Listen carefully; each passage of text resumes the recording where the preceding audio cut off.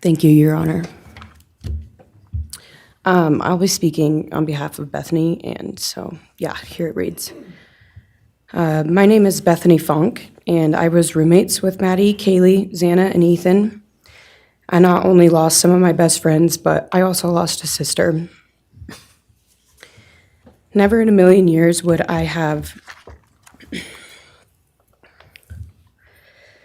thought that something like this would have happened to my closest friends.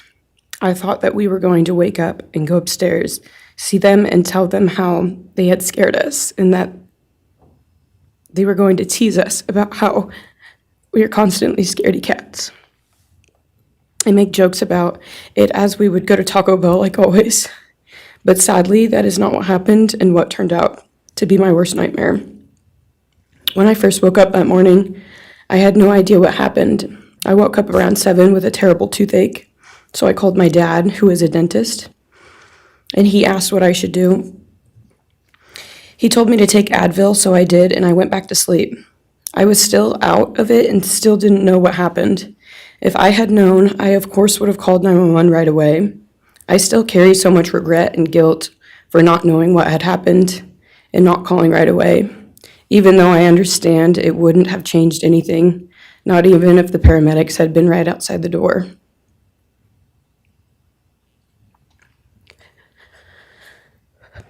I was so frantic that morning and scared to death, not knowing what had happened. And when I made the 911 call, I couldn't even get out the words. And from then on, I don't remember a thing. It was like my brain wiped that whole memory. That was the worst day of my life. And I know it always will be.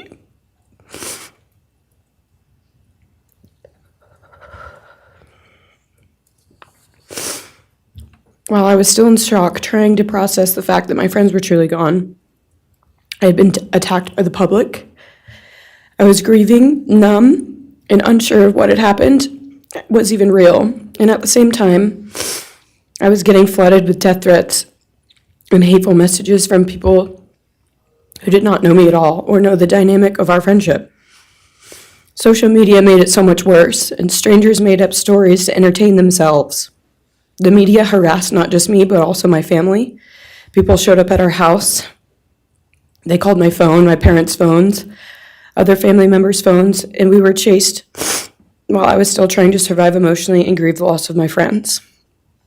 I hated and still hate that they are gone, but for some reason, I am still here and I got to live. I still think about this every day. Why me? Why did I get to live and not them? For the longest time, I could not even look at their families without feeling sick with guilt. I did not know what to say or what to do. I was terrified that my presence just made their pain worse, and I was still here when their kid, their siblings, and their friends, their loved ones should have been here instead. After everything happened, I was afraid to go into my own backyard or alone in my house. I was scared that the person who did this would come for me next. I was always scared that the media would try to catch me at any moment of any day, even when I was just walking around my house. I made my parents close all the blinds during the day so no one could see me even in the slightest chance. I barely left the house, and when I did, I made sure I was never alone. I slept in my parents' room for almost a year. I made them double lock every door, set an alarm, and still check everywhere in the room just in case someone was hiding. And I still check my room every night before, and I double lock it. I have not slept through a single night since this happened. I constantly wake up in panics, terrified. Someone is breaking in, or someone is here to hurt me, or I'm about to lose someone else that I love. The fear never really leaves. For a long time, I could barely get out of bed. But one day I realized I have to live for them.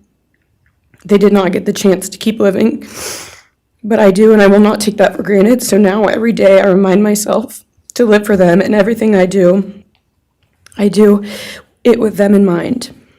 I am still scared to go out in public, but I force myself to do things because I know that they would want me to keep living my life to the fullest. I am beyond blessed to still be here, and I refused to take that for granted when they did not get a chance. Our house was not just a house, it was a home. It was where we laughed till we couldn't breathe, make meals, did crafts, binge watch reality shows, played games, and spent lazy days on the couch. It was movie nights, wine nights, morning debriefs, pranks, hot chocolate, cookies, and warmth. I will cherish those memories forever, and I will not let what happened erase how special our home was or how much those memories meant to me.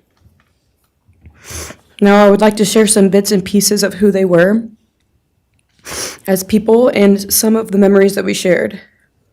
One of my favorite memories was Halloween, and we all went to Sigma Chi. But instead of partying, we just sat in an apartment, talking and laughing all night long. I do not think I've ever laughed that hard in my life. We did not care about the party, we were just happy to be with each other. Xana was 1 in a million. She was the life of the party.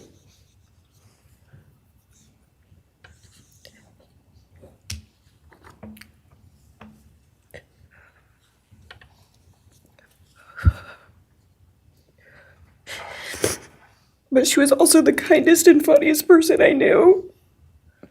Everyone loved her because she made everyone feel so loved. She was just someone you always wanted to be around, no matter the circumstance. One of my favorite days with Xana was when we laid on the couch together all day, watching movies and snacking. Or when she, Maddie, and I would go and get margaritas, chips, and salsa. She would also light up a room with her presence alone. Kaylee had the most beautiful, radiant smile.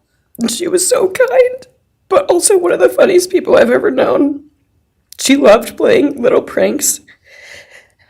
And she always had us laughing so hard that we could not breathe. She was so full of energy and life. I really believe that she could have ruled the world if she wanted to, and she would have been America's sweetheart. Ethan was the sweetest, most genuine guy. He was always smiling and always making other people smile too. Ethan was the kind of person you wanted around. He was so kind and easy to talk to, and just so fun. And the way he cared for Xana was truly something to admire. And really was proof that storybook love and true romances really do exist. It was not only obvious to me, but everyone that was around Ethan and Xana that they were absolute soulmates. Maddie was not only one of my best friends, but she was the older sister I would have always wanted. There was no one I looked up to or admired more than Maddie. She was truly a ray of sunshine, and everyone was drawn to her. She was so kind, loving, funny, fun, and passionate. She had the sweetest soul and wanted nothing but the best for everyone, and to love and show love to everyone. She took me under her wing and always made me feel so safe and included, and above all, loved and valued. She never failed to make me laugh or put a smile on my face.